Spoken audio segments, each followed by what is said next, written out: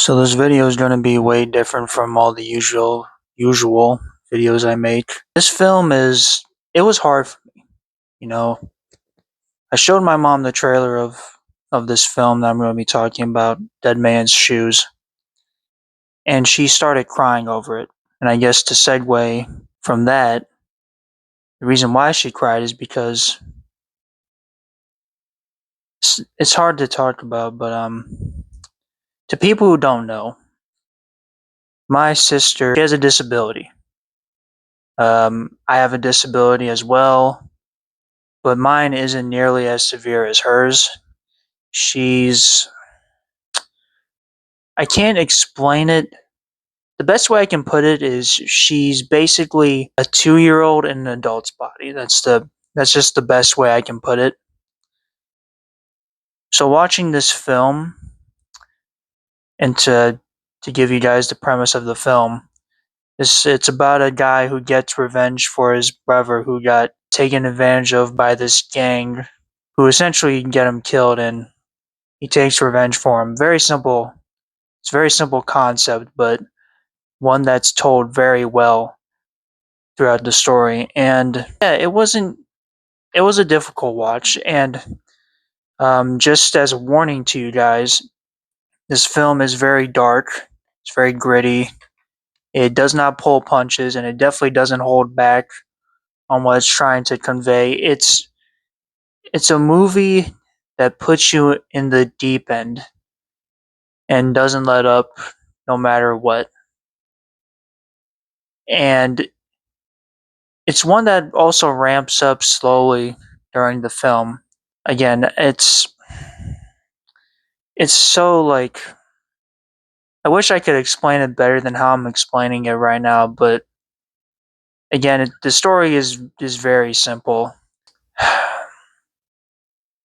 I guess the one thing I can say is that also spoilers, but it's already too late for that anyway, so who gives a shit? I don't know. As you can tell, I'm going off of just my own thoughts and feelings on the movie.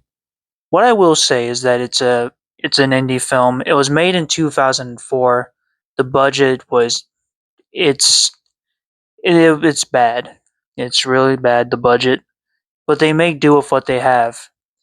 I think what they were able to get out of it in terms of like the scenes, the scenery, the atmosphere, I think is incredible, and it really goes to show you that if you use your resources wisely, you can make a very incredible film. Characters are fantastic. A lot of them aren't even like full time actors, if you can believe that. You'd think they are when you watch the film, but they're some of them aren't. One of them's even like a boxer, which is some neat lore for sure. But the main thing that really stuck out to me about this film was the main character.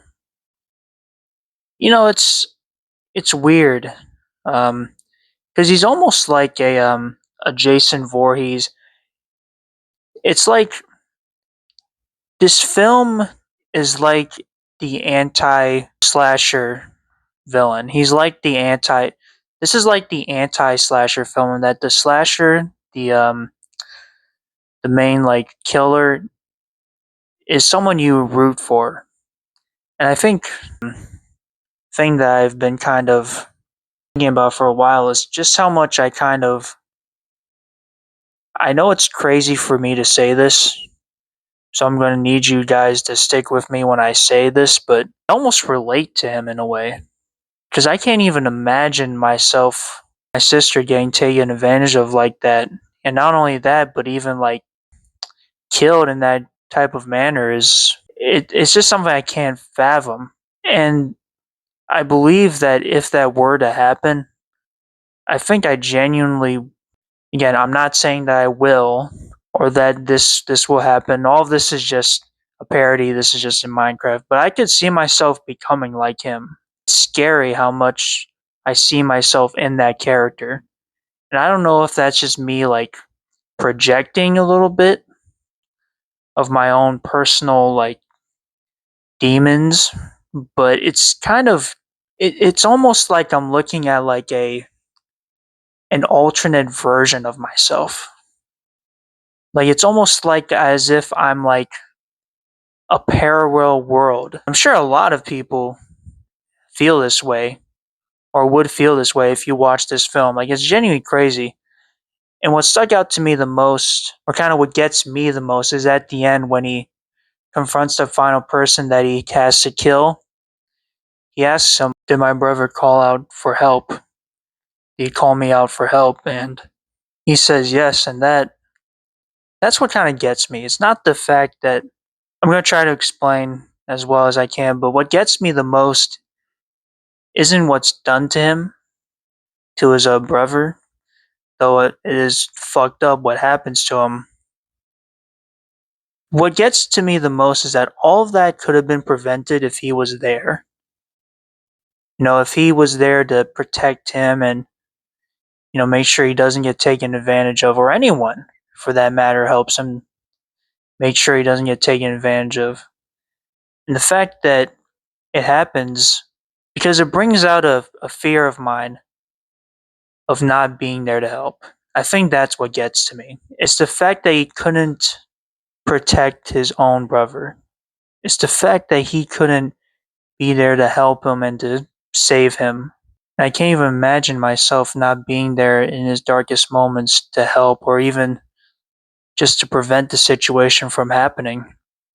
I think that's what gets to me the most about this film. Because all of this could have been prevented if someone was just there to help.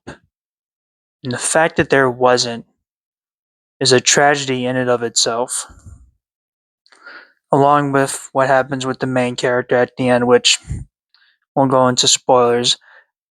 Again, all this to say, please watch Dead Man's Shoes.